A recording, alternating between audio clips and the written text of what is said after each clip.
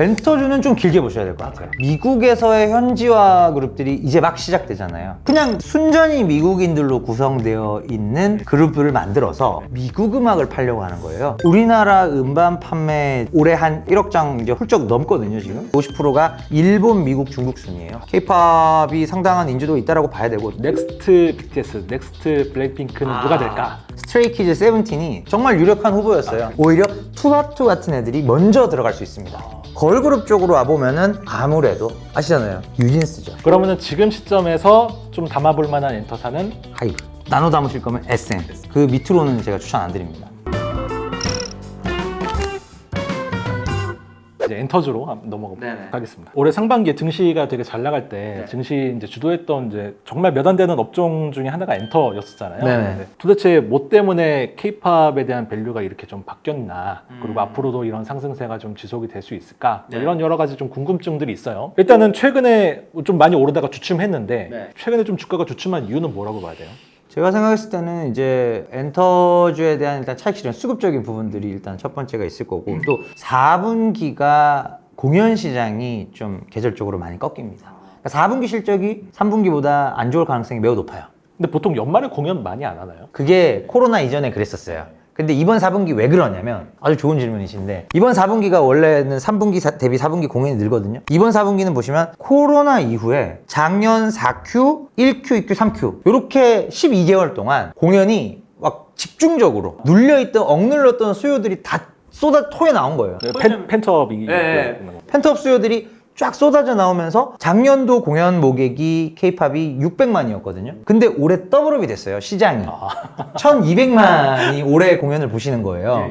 사실은 그 코비드 이전에 가장 우리가 잘 나갔을 때도 730만 명이었어요, 연간. 그게 이제 올 9월 뭐 블랙핑크 월드 투어 마무리까지가 거의 클라이막스였고요. 그러고 나서 이제 10월, 11월 공연이 쫙 팬트업 다 쏟아붓고 나서 요번 4분기가 좀 많이 비어요. 그래서 지금 이제 엔터사사의 어떤 영업이익으로 규모로만 본다면은 사실은 3분기도 아니고 2분기가 고점입니다. 2분기가 4사 합산 1,900억으로 제일 고점이고, 4분기는 이제 한 1,500억 언더. 그래서 이제 그런 부분에 대한 선반영이라고 볼 수도 있겠죠.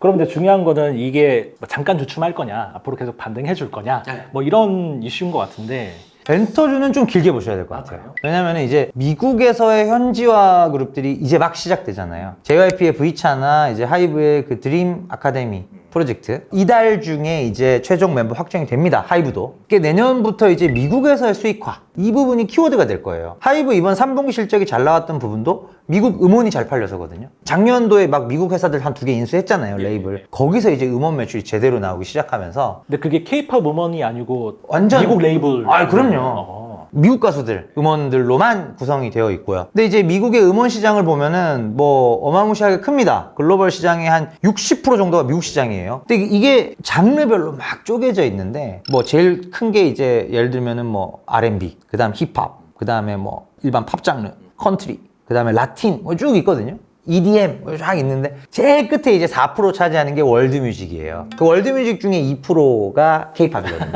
그러니까 결국 아무리 잘해도 생각해보시면 당연한 게, 미국 애들 입장에서는 K-팝은 이게 특식인 거죠, 특식. 그래서 결국 보시면은 K-팝 아티스트들이 떡상하고 나서는 K를 지우는 작업을 하죠. 방탄소년단 보시면은 다이너마이트나 이제 그 노래들부터 쭉 보면 퍼미션 투 댄스나 이렇게 보면은 아예 이제 영어 노래로 가잖아요. 장르 자체가 팝으로 좀 많이 이제 가는 상황이고, 블랙핑크도 비슷한 시도들을 했었고요. K-팝 아티스트들로 팝을 하는 것에 더해서 아예 이제 그냥 미국 애들로 우리가 이 시장을 제대로 좀 공략하자. 워낙 크니까. 그게 이제 내년도에 엔터주들을 보는 데 있어서 가장 중요한 투자의 기준점이죠. 저는 제 개인적인 생각으로는 외국인들이 생각하는 K-팝이라고 하는 어떤 그 이미지가 있을 거 아니에요. 그러니까 동양의 어떤 예쁜 여자, 남자 애들이 나와서 뭐 칼군무에 트렌디한 그런 음악을 하는, 그런데 그게 아닌 뭐 미국 현지, 뭐 라틴이나 뭐 아프리칸이라든지 앵글로색슨 이런 사람들로 구성된 사람들이 K-팝을 하는 그런 그룹이 과연 현지에서 먹힐 것이냐?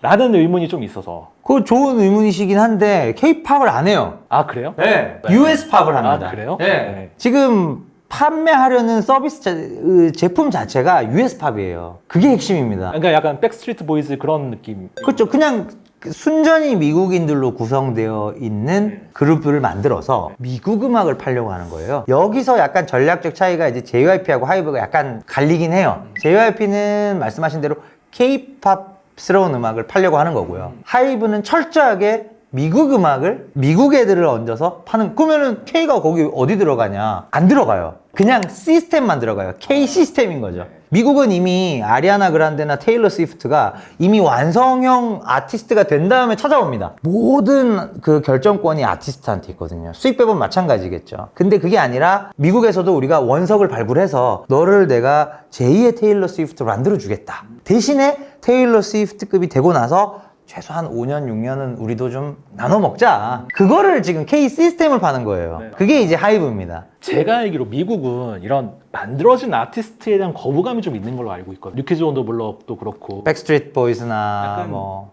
얘네들은 스파이스 걸스나, 자기네들의 음악성으로 이렇게 된 게 아니라 기획사에 의해서 기획된 상품 아니냐. K 스타일의 육성 시스템으로 만들어진 아티스트들이 미국 현지 시장에서도 먹힐까 이런 생각도 좀 들어서. 근데 또 보면은 의외로 롱런하는 팀들도 있더라고요. 미국 시장에서 뭐 걸그룹, 보이그룹 이런 걸 보다가 알게 된 사실이지만 백스트리트 보이스가 아직도 건재합니다. 음반은 가끔 내는데 한 4, 5년마다 한 장씩 나오는데 공연계에서는 그래도 탑 25 안에 들어갑니다. 미국의 그 투어링 아티스트 투어 매출 기준으로 한 20위권 언저리에 위치를 하고 있더라고요. 그래서 사실은 이제 K-팝 에이전시들이 하이브나 JYP가 걸그룹을 먼저 노크했던 이유가 보이그룹은 백스트리트 보이스 같은 애들이 있더라는 거죠. 걸그룹을 봤더니 스파이스 걸스 이미 해체된 지 오래됐잖아요. 그러니까 걸그룹은 생각보다 좀 약하다. 틈이 보인다. 그래서 걸그룹 쪽으로 먼저 하는 걸로 제가 알고 있습니다. 근데 미국이나 유럽에서 실제로 K-팝이 인기가 있나요?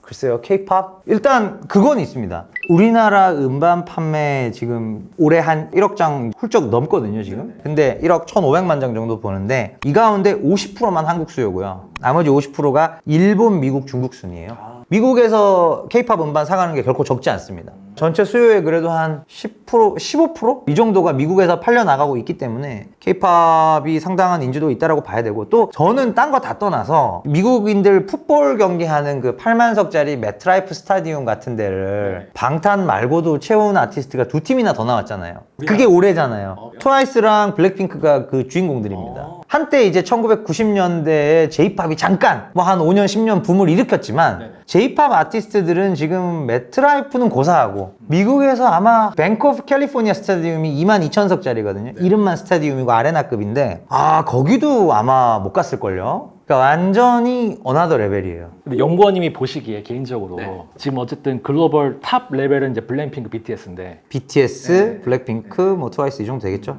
네, 그럼 넥스트 BTS, 넥스트 블랙핑크는 누가 될까? 그게 사실은 가장 궁금해하시는 부분이죠. 그래서 BTS의 경우에는 이게 말 잘해야 되는데 제가 봤을 때 정량적으로는 스트레이키즈 세븐틴이 정말 유력한 후보였어요. 몇 년째. 왜냐면 일찌감치 500만 장 레벨로 올라와 있었거든요. 근데 제가 보고 있는 더 중요한 이벤트는 그건 아니에요. 미국에서 인기가 있어서 정말로 그 5만석, 6만석급 스타디움에 입성할 수 있느냐 없느냐.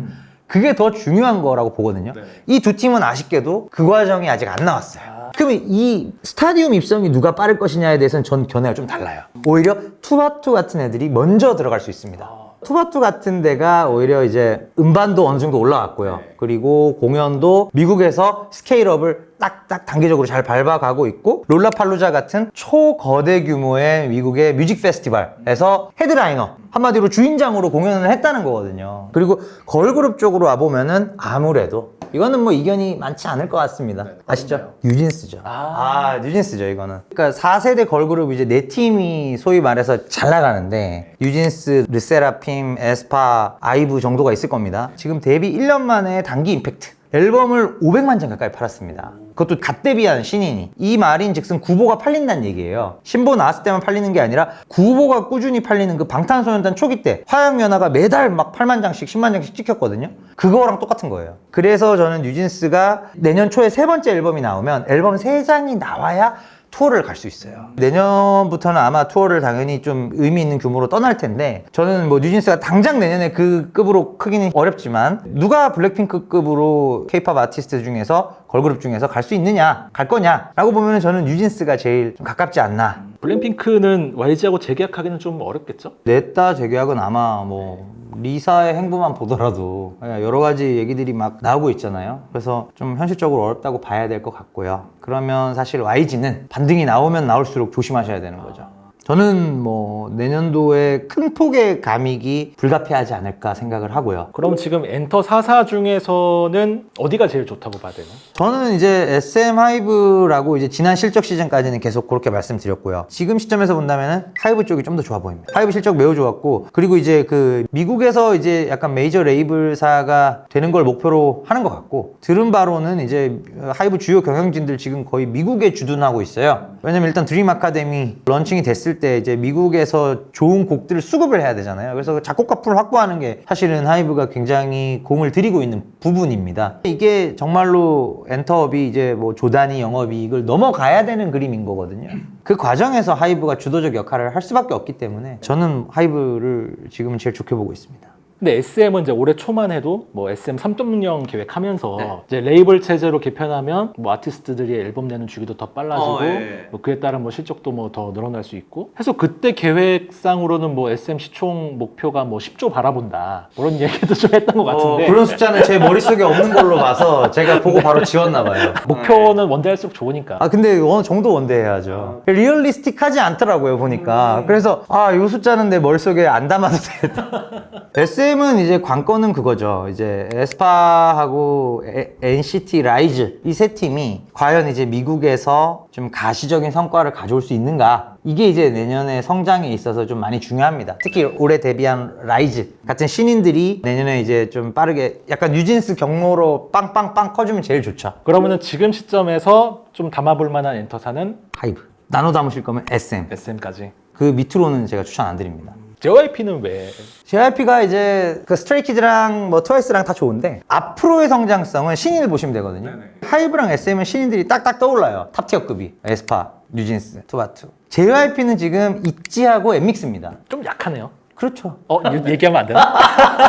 일본의 니주? 니주는 이게 사실 일본 로컬 그룹들이 현지화 그룹들이 잘 하고는 있는데 볼륨 자체가 많이 작아요. 중요한 거는 엔믹스랑 있지가 빨리 커져야 되는데 있지는 이미 시기도 있지 오래됐거든요. 5년차 정도 된 것 같은데 만 4년이 지났는데 그러나 앞서 언급드렸던 4세대 걸그룹 네 팀하고는 비교하기조차 힘들 정도로 좀 갭이 벌어져서 내년에 성장할 수 있을까요? 그런 거죠. 네, 지금까지 현대차증권의 김현영 연구원님 모시고 재밌는 이야기 많이 들었는데요. 네, 영상 재밌게 보셨다면 구독과 좋아요 그리고 댓글도 많이 부탁드리겠습니다. 감사합니다.